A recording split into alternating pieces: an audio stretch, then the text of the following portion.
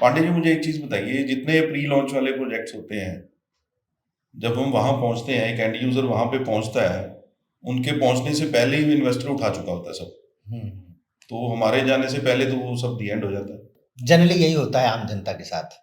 जब तक वो बेचारे अपना एनालिसिस करके, स्टडी करके प्रोजेक्ट में अपना मन बनाते हैं, तब तक जनरली ये देखा गया है कि पूरा का पूरा प्रोजेक्ट इन्वेस्टर्स के हाथ में जा चुका होता है, या कोई बहुत बड़ा डीलर उसको अंडरराइट कर लेता है, या कोई ऐसी सिचुएशन आ जाती है कि उसके प्राइसेस जो उसने सुने होते हैं उससे लगभग 25-30% इन्हेंस्ड हो जाते हैं। ये समस्या इसलिए आती है क्योंकि जो इन्वेस्टर लॉबी है उससे एक आम आदमी कम्पीट नहीं कर सकता। वो इन्वेस्टर का बिजनेस है। वो जब भी कोई नया प्रोजेक्ट कंसीव हो रहा होता है, मार्केट में प्लानिंग हो रही होती है उसकी, उसी समय ये जो इन्वेस्टर लॉबी है ये आपस में मिल करके बिल्डर को फाइनेंस करते हैं और एक अ, बहुत ही लोअर प्राइस पे अपना स्टॉक वहाँ पे लिखवा देते हैं कि इतनी यूनिट हमारी। बट अब जैसे हम मार्केट में बैठे हैं, तो हमारे भी कुछ लिंक्स हैं मार्केट में। तो क्या हम 15-20 लोग मिलकर अगर एक कंसोर्टियम बनाते हैं, तो क्या वो प्री लॉन्च वाला जो आप सिस्टम जैसे बता रहे हो कि इन्वेस्टर पहले पहुंच के वो बुक कर लेते हैं, तो क्या हम उस राइट टाइम पे कहीं एंट्री हमें मिल सकती है? क्या ऐसा हो सकता है? Very nice, very nice communication Raju ji. यही चीज़ अगर हम कॉमन लोग समझ जाएं कि एकता में बहुत ताकत होती है। हर आदमी के पास इतना धन नहीं है कि वो 1 करोड़ 5 करोड़ की इन्वेस्टमेंट करके प्रोजेक्ट के अंदर एंट्री मार ले। लेकिन अगर आपका बहुत क्लोज सर्किल है और उसमें आपकी कमांड है, वो आपके कहने पे चलते हैं, तो आप उनको इकट्ठा कीजिए। बेशक वो 20-20 लाख रुपए की ही कंट्रीब्यूशन करें, लेकिन इसमें एक ही चीज़ का प्रिकॉशन होना चाहिए कि पहली बात तो 100% ईमानदारी और कम्युनिकेशन 100% क्लीन, कि आप किस वेंचर में इंटर करने जा रहे हैं, किस रेट में इंटर करने जा रहे हैं, आपके इन्वेस्टर को भी बिल्कुल क्लियर कट पता होना चाहिए। तभी वो आपके साथ ट्रस्ट करेगा, तभी वो आपके साथ लंबे पीरियड तक चलेंगे। तो ये बहुत ब्रिलियंट आइडिया है। एक्चुअल फैक्ट में क्या होता है, अभी एकड़ स्कीम्स आई कुछ। एकड़ स्कीम मुल्लापुर में एक दो बिल्डर लेके आए न्यू चंडीगढ़ में। वहाँ उन्होंने कहा कि आप हमसे 1 एकड़ खरीदिए, मान लीजिए 3 करोड़ का दिया उन्होंने, और उस 3 करोड़ में उन्होंने 1200 गज, कहीं किसी बिल्डर ने 1200 गज, किसी बिल्डर ने 1100 गज जमीन का प्रॉमिस किया कि हम देंगे। अब ये प्री लॉन्च की ऐसी स्कीम थी जो आई भी और चली भी गई, स्क्रैप भी हो गई। तो मैं इसके बारे में आपको बताता हूँ कि हर प्री लॉन्च अच्छा नहीं है। कंसोर्टियम बनाने के बाद आपको ड्यू डिलिजेंस बहुत अच्छे से करनी है। वैसे तो देखा जाए प्री लॉन्च बैंड है, सरकार की तरफ से, रेरा की तरफ से कोई इन्वेस्टमेंट नहीं करनी चाहिए। बट आज की डेट में पंजाब में खूब धड़ल्ले से हो रहा है, और पैसे की कमाई भी उस स्टेज में इंटर करने से है। उस स्टेज में इंटर करने का नुकसान ये है कि जो भी आपको कागज मिलेंगे उनको एक्सप्रेशन ऑफ इंटरेस्ट बोल दीजिए या एमओयू बोल दीजिए, मेमोरेंडम ऑफ अंडरस्टैंडिंग, उन कागजों की कोर्ट में कोई वैल्यू नहीं है। वो बस मन की संतुष्टि के लिए है। अगर बिल्डर बेईमानी पे आ जाए तो सारा पैसा गप हो जाएगा। इसलिए संभल के करना चाहिए। अभी इसी तरह की एक स्कीम चली थी नई न्यू चंडीगढ़ में। दैट वाज एकड़ स्कीम। बिल्डर था, नाम नहीं लूंगा। उन्होंने कहा कि हम एकड़ में आपको एक एक एकड़, बड़ा नामी गिरामी बिल्डर शहर का, और उन्होंने लोगों से पैसे इकट्ठे किए। उसके बाद जमीन इकट्ठी नहीं हो पाई, प्रोजेक्ट स्क्रैप हो गया। फिर वो क्या करते हैं, उसी पैसे को आपको वापस तो करेगा नहीं, वो उस पैसे को कहीं और किसी और प्रोजेक्ट में आपको एडवाइस करते हैं कि वहाँ एडजस्ट करा लो, वो प्रॉपर्टी आपको सस्ती दे देंगे, या कुछ भी, मतलब ट्रैप है वो एक तरह का। उन चीज़ों से बचना चाहिए। जो आपने बात कही कि एंड यूजर के आते आते दी एंड हो जाता है, इसका उपाय ये है कि एंड यूजर पहली बात तो सजग रहे।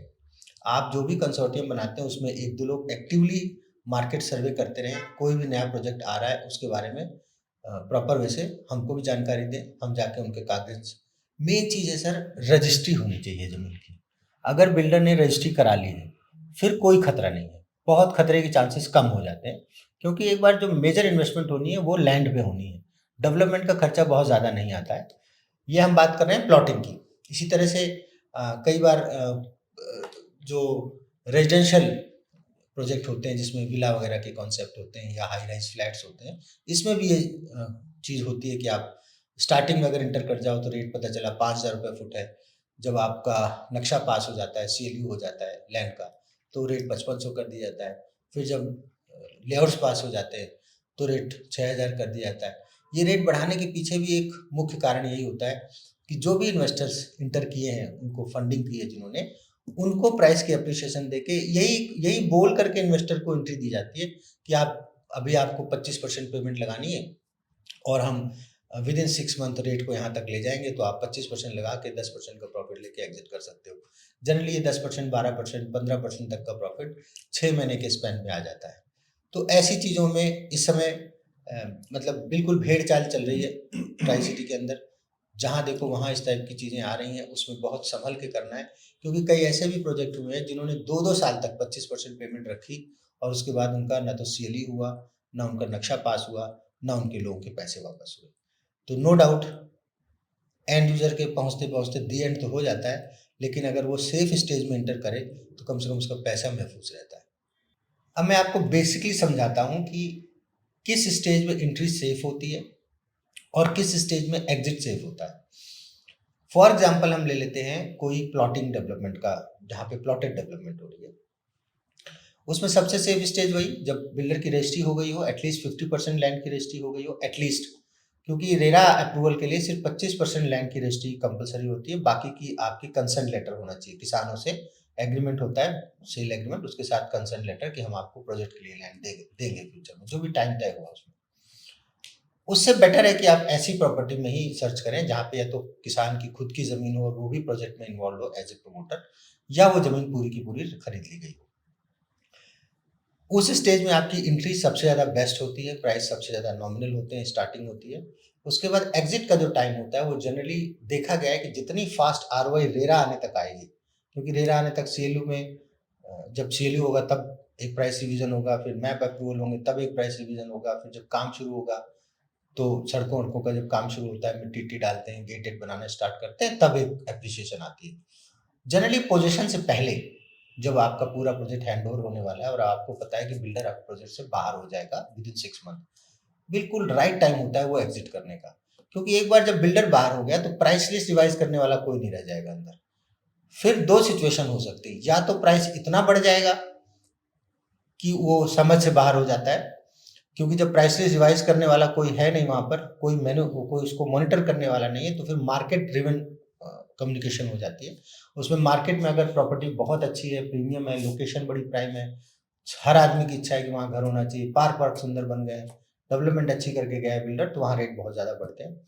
और अगर बिल्डर जयराम जी की वाला पॉलिसी वाला है, जिसको सिर्फ बेचने से मतलब होता है, कोई सुंदरता से नहीं, कोई ब्यूटी से नहीं, कोई पार्कों के अंदर प्रॉपर काम नहीं।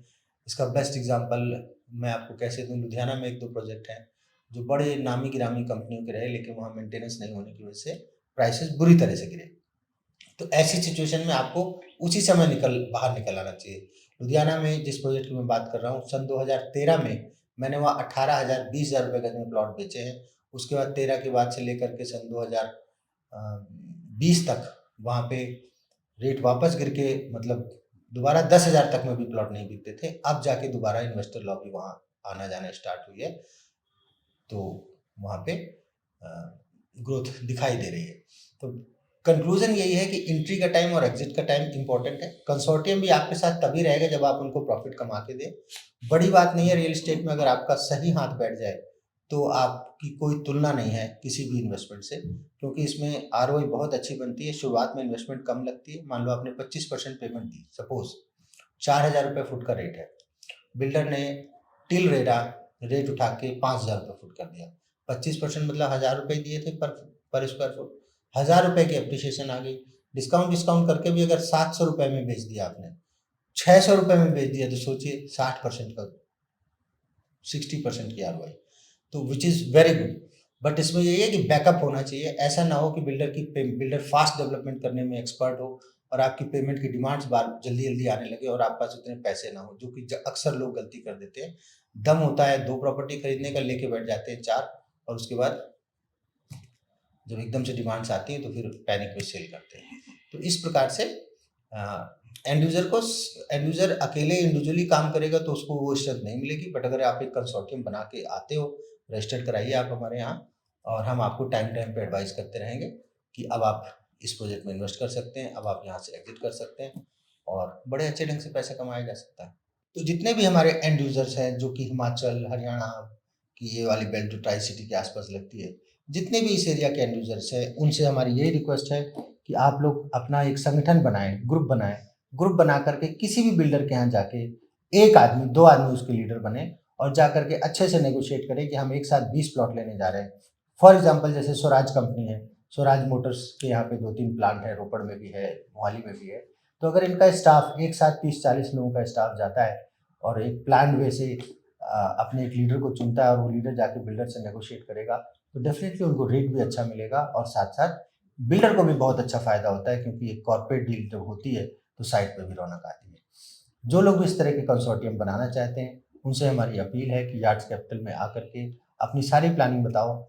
We are having very good opportunities in tri city. कई ऐसे प्रोजेक्ट्स हैं जहाँ पे अच्छे अ, अच्छे कॉर्पोरेट्स का बिल्कुल तहे दिल से स्वागत होगा, रेट भी अच्छा मिलेगा, डेवलपमेंट भी अच्छी अच्छी होगी और सब लोग साथ-साथ रहेंगे, तो सिर्फ नौकरी करने में ही नहीं, नौकरी के बाद भी एक अपना परिवार जैसा माहौल बना रहेगा। इसी के साथ मैं चाहूँगा, जो लोग भी इस प्लानिंग में आना चाहते हैं, वीडियो फॉरवर्ड करें अपने दोस्तों को, सब्सक्राइब करें, लाइक करें। आपके मन में भी कोई ऐसा विशेष सब्जेक्ट हो रियल एस्टेट से संबंधित, जिसमें आप चाहते हैं कि हमें कुछ जानकारी देनी चाहिए, तो आप ज़रूर कमेंट्स में डालें। आपके कमेंट्स हमारे लिए बहुत महत्वपूर्ण हैं। उन्हीं से हमें एक विचार, एक आइडिया मिलता है कि हमें किस टॉपिक पे वीडियो बनाना चाहिए। इसी के साथ धन्यवाद।